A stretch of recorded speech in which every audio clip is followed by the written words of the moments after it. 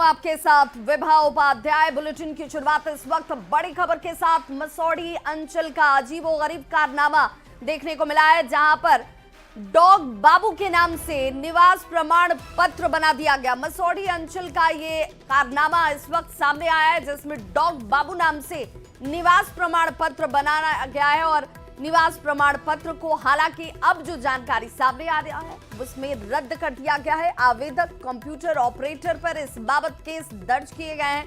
प्रमाण पत्र देने वाले अधिकारी पर भी केस किया गया है। 24 घंटे के अंदर रिपोर्ट सौंपने के निर्देश और दोषी कर्मियों पर कार्रवाई सुनिश्चित की जाएगी, इस बात की जानकारी दी जाती हुई संवाददाता रजनीश हमारे साथ इस वक्त ज्यादा जानकारी के साथ फोन लाइन पर जुड़ गए पटना से। रजनीश, आखिर ये अजीबोगरीब कारनामा, क्योंकि इस तरीके से निवास प्रमाण पत्र तो बनता नहीं है, यानी कुछ ना कुछ तो गड़बड़ी है, लापरवाही है।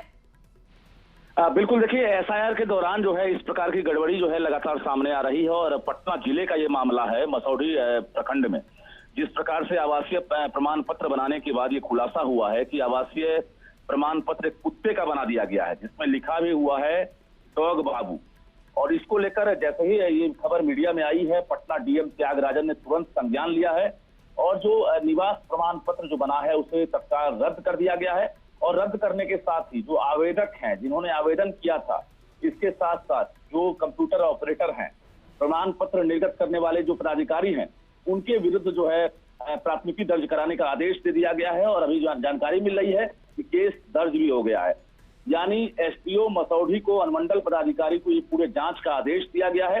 24 घंटे के भीतर जांच कर जो एसडीओ हैं वो डीएम पटना को रिपोर्ट सौंपेंगे और जो आरोपी कर्मी हैं जिन्होंने ये बड़ी गलती की है, ये लापरवाही नहीं हो सकती है, ये बड़ी गलती है और कहीं ना कहीं क्या इंटेंशन उनका रहा है, ये तमाम चीजों की जांच अभी होगी और उसके बाद विभागीय कार्रवाई के साथ साथ जो अनुशासनात्मक कार्रवाई है वो भी की जाएगी। और रजनीश, चूंकि बार बार विपक्ष ये कह रहा था कि बहुत कम वक्त और इस कम वक्त में ये जो चीजें प्रक्रिया का पालन किया जा रहा है, आखिर वो फुल प्रूफ है, किसी तरह की कोई खामी नहीं होगी, किसी जेन्युइन का नाम न छूट जाए और किसी ऐसे व्यक्ति का नाम न छूट जाए। अब यहाँ तो जानवरों के नाम पर ही आवासीय प्रमाण पत्र बना दिए जा रहे हैं। बिल्कुल सवाल तो उठेगा ही, क्योंकि जिस प्रकार से जो आरटीपीएस काउंटर है वहां पर जो जिम्मा दिया गया है कर्मियों को, हर आवेदन की स्क्रूटनी होती है, उसके बाद प्रमाण पत्र निर्गत होता है। लेकिन यहाँ पर 3 स्टेप में गलती हुई है। सबसे पहला स्टेप, जो आवेदन करने वाले जो आवेदक हैं उनका इंटेंशन क्या रहा था, आखिर उन्होंने अपना प्रमाण पत्र छोड़कर एक कुत्ते की तस्वीर कैसे उसमें अटैच कर दी, आवासीय फॉर्म में उन्होंने नाम में डॉग बाबू क्यों लिखा। इसके बाद जो है जिस प्रकार से जो अधिकारी हैं जिन्होंने निर्गत किया है, उन अधिकारियों की ये गलती कैसी हो गई कि उन्होंने बिना क्रॉस चेक किए हुए कुत्ते की तस्वीर लगे हुए प्रमाण पत्र को सर्टिफाई करते हुए और सर्टिफिकेट इश्यू कर दिया। तो एक बड़ी लापरवाही और खबर दिखाई जाने के बाद न्यूज 18 की खबर का एक बड़ा असर हुआ है। पटना जिलाधिकारी त्यागराजन ने साफ कहा है कि बख्शे नहीं जाएंगे और आज शाम तक हो सकता है कि एफआईआर के बाद गिरफ्तारी भी हो जाए, क्योंकि ये मामला राष्ट्रीय स्तर का हो गया है और पूरे देश भर में जो बिहार में एफआईआर चल रहा है उस पर नजर है, चाहे वो सुप्रीम कोर्ट की नजर हो, निर्वाचन आयोग की नजर हो, चुनाव आयोग की नजर हो, बिहार सरकार की हो या केंद्र सरकार की हो, सभी की निगाहें टिकी हुई है और ऐसी लापरवाही करने वाले बख्शे नहीं जाएंगे, पटना डीएम का कहना है। जी बिल्कुल, और सीधे तौर पर चूंकि रजनीश आप भी कह रहे हैं कि एक स्तर पर तो काम हो नहीं रहा है, 3 स्तर है जहां पर ये क्रॉस चेक हो सकता था। पहले स्तर पर चलिए मान लीजिए वहां पर खामी हुई, गलती हुई, लेकिन दूसरे स्तर पर वो पकड़ा जाना चाहिए था, वहां पर भी दिखा कि नहीं भाई वो वैसे ही उसी तरीके से आगे बढ़ा दिया गया। और तीसरे स्तर पर जहां पर फाइनल इसे स्क्रूटनी किया जाना था, वहां पर भी उसे जस के तस छोड़ दिया गया। बिल्कुल, देखिए नाम से लेकर पिता का नाम, एड्रेस, सभी कुछ में एक आपत्तिजनक शब्द का इस्तेमाल किया गया है, क्योंकि इससे पहले इतिहास रहा है कि आवासीय प्रमाण पत्र जब निर्गत होता है तो 3 लेयर क्रॉस चेकिंग किया जाता है और यहाँ पर डॉग बाबू नाम है आवेदक का, पिता का नाम कुत्ता बाबू है और इसके साथ साथ कुत्ते की तस्वीर भी लगी हुई है।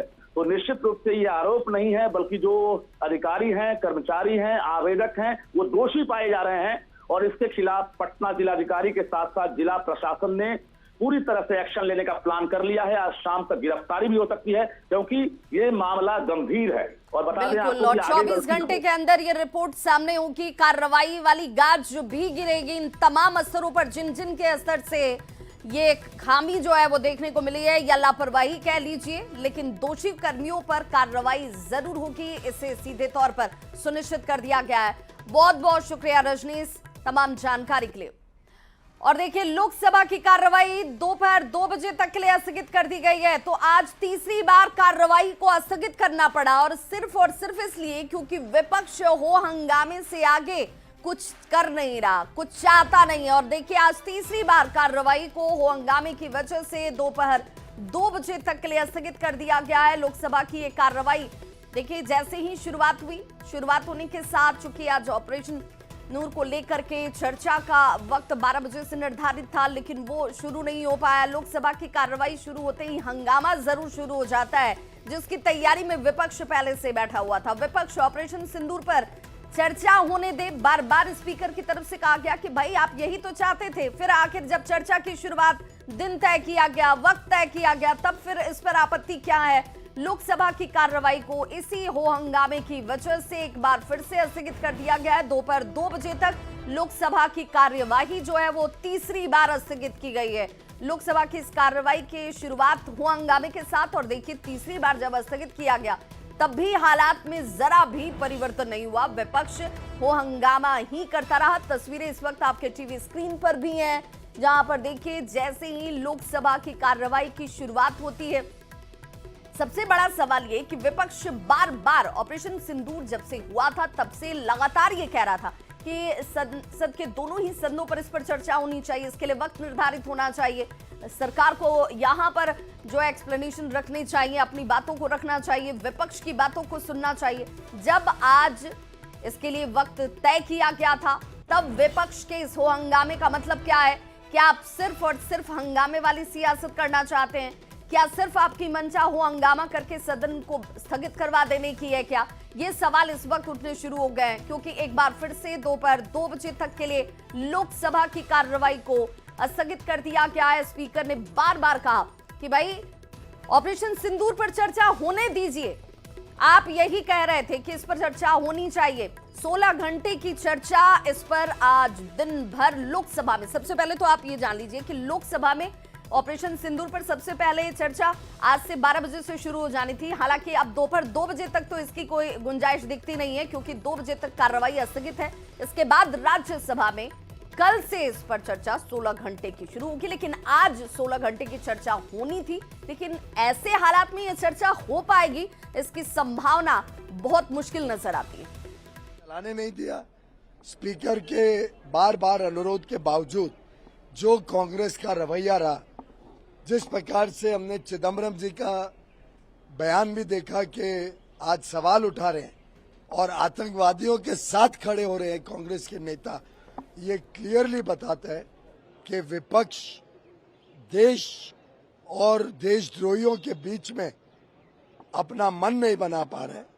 विपक्ष अभी तक देश की सेना बलों के वीरता के ऊपर कहा था कि ऑपरेशन सिंदूर पर चर्चा होनी चाहिए। बिल्कुल होनी चाहिए सर। और मैंने सहमति दी थी, सरकार ने सहमति दी थी। अब फिर आग्रह कर रहा हूं, आप ऑपरेशन सिंदूर पर चर्चा होने दें। जो सारे विषय हैं, उन सारे विषयों पर कभी भी सदन में बताने से चर्चा नहीं होगी। मैं फिर आपसे आग्रह करता हूं, आप सर्वदलीय बैठक में इस बात की चर्चा करते कि पहले एसआईआर पर चर्चा होनी चाहिए तो हम सदन चलने देंगे। पहले आप कमिटमेंट करते हैं, चर्चा करते हैं। अखिलेश जी, आप सदन के नेताओं को भेजा करो तो थोड़ा समझा कर भेजा करो। निर्णय करने की क्षमता हो तो सर्वदलीय बैठक में आया करो। अगर निर्णय कोई पीछे से कर रहा, आपकी क्षमता उन्हें बताने दो। सदन चलेगा तो ऑपरेशन सिंदूर में चलेगा। सदन की कार्रवाई 2 बजे तक के लिए स्थगित की जाती है। तो लोकसभा के